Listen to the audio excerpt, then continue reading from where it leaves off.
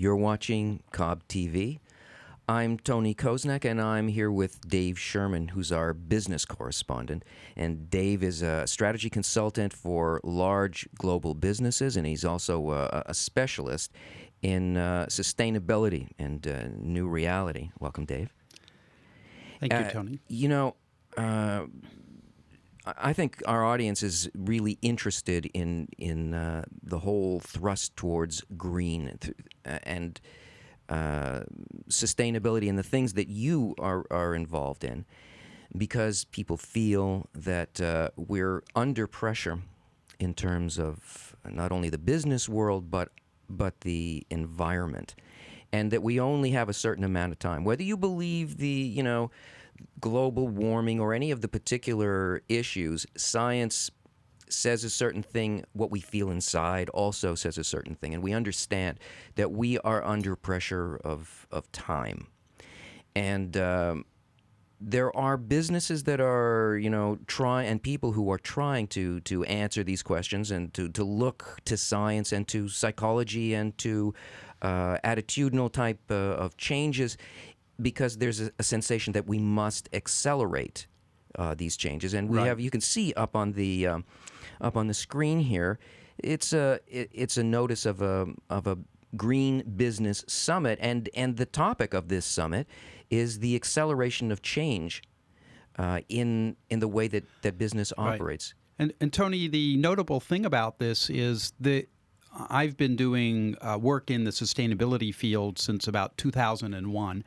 And in the early days, there were a lot of summits and conferences, but they tended to be people at lower levels in organizations and people that really didn't have much political power. They couldn't get much done. This summit happens to be CEOs of some of the largest companies in Canada and some multinationals, the Canadian heads. So it's markedly different than what we've seen in the past. Well, there is this recognition among these people that there has to be some sort of accelerated change. What are they speaking about when they talk about this? Well, it's interesting. Actually, MIT recently did a survey of 150 companies around the world, and most of them were saying these sustainability issues, the problems with the planet, whether it be climate change, toxics, water shortages, these are issues that companies are being asked to do something about today, and more in the future will be asked to do something about. And most companies are trying to deal with them one way or another. Who are they being asked by? They're being asked by, at the first level, it's these non-governmental organizations, NGOs, that often represent the public. Governments are now asking them more and more. So really, you could say, in the broadest sense, society is saying, today, a business is where the money is. They influence society in many ways, and they need to step up and help us solve these problems. Okay, so there are going to be representatives from some very large businesses in this place, and there are going to be speakers, and they're going to be looking at their own ideas, what technology do they have to accelerate change? What are they focusing change on? What are they saying it is? Well, in the past, business really thought about how they operate through a landscape that had to do with competitors and an industry structure and their own companies. But it sort of excluded the broader society. That it just wasn't in. It was sort of outside of the boundaries of how we thought about business. And now, increasingly, the role of society and what you call stakeholders is more and more important, and that will be part of that discussion.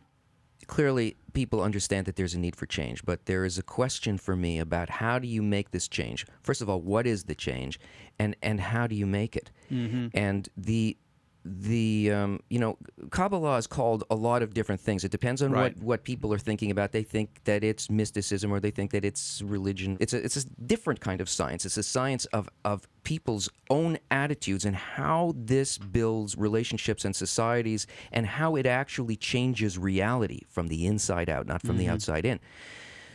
So this situation that we're in, this necessity to accelerate, to change before the worst consequences of our attitude hits us, is really fundamentally what Kabbalah is. It's a technology. Now, in order to make this change, in order to jump this gap between an old world and a new world that you're calling sort of sustainability, it's a method of actually doing this. Well, I think the method that the business people would be looking for is really a tweak to how they do business, as opposed to something that would be seen as more spiritual, per se. And so what they'd be looking to be doing is saying, how can we harness innovation? How can we harness collaboration to do things in a way that have less of a negative impact on both the earth and other people? It's a very good impulse. It's a right question and a good urge, and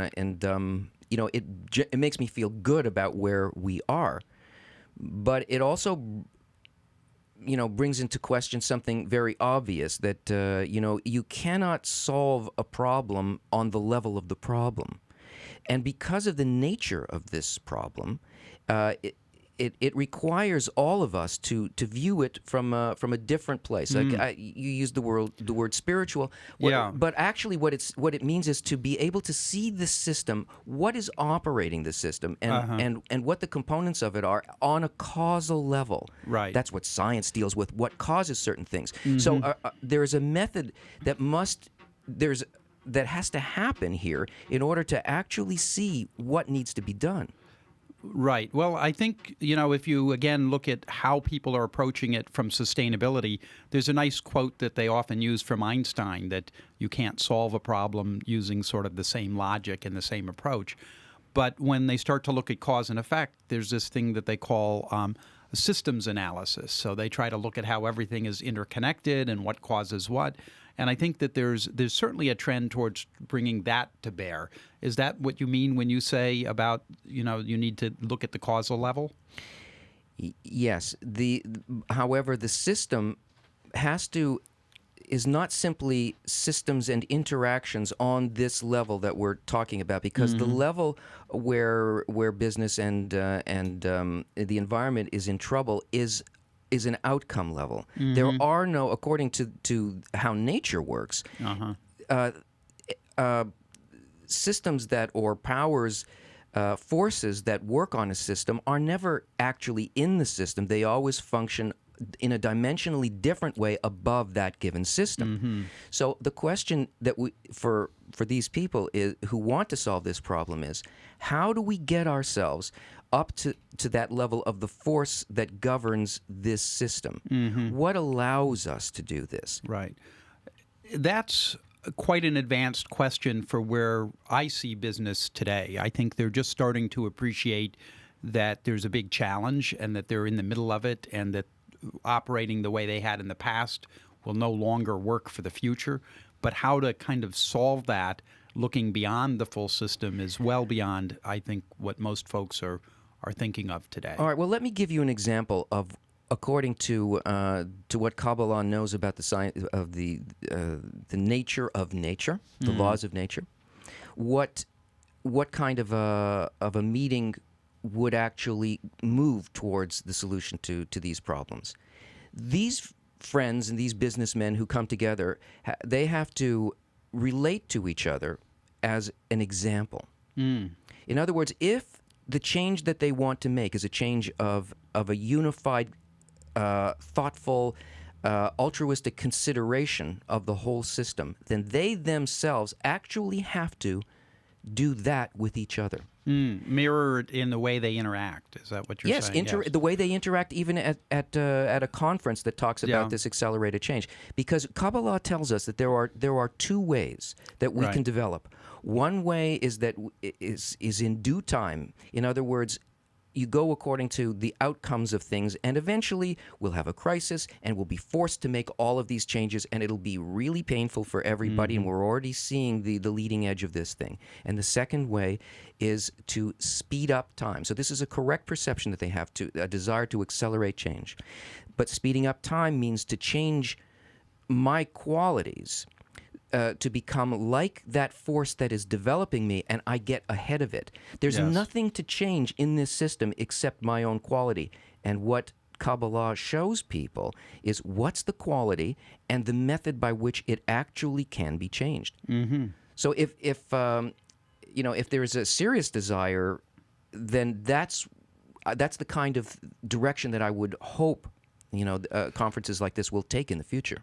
Very good. Well, I think that what you'll see in a conference like this is a different type of interaction amongst the participants, more authentic, more collaborative than generally before. And the purpose for that is actually to build collaboration beyond the conference. So you'll certainly see that, I believe. Why would that be happening? Is it happening because now there's a realization that they need it? There is a realization, I believe, as I understand it, in surveying people coming to this conference, there is a realization that they need to operate in new ways. And the design of the conference is one, or the summit is one, where it's much more interactive than the normal type of a summit. It's one where you sit around tables of 8 and are in dialogue around some of these issues. One of the best things that can happen to us when we attempt to understand what nature is asking of us and to become like the force that is actually developing us is for us to get together to make these attempts and to see that based on our nature, that is based on the system that we're in, the outcome, that we actually cannot achieve it by those means. Then it creates something in our hearts that makes us want that more than anything else. And then what these conferences want to achieve become a possibility when they turn to where we actually are broken, where the actual problem is. I want to thank you for being with us again today, Dave. You're Interesting quite as welcome. always. I'm sure that our viewers enjoyed this. I certainly did. You're welcome.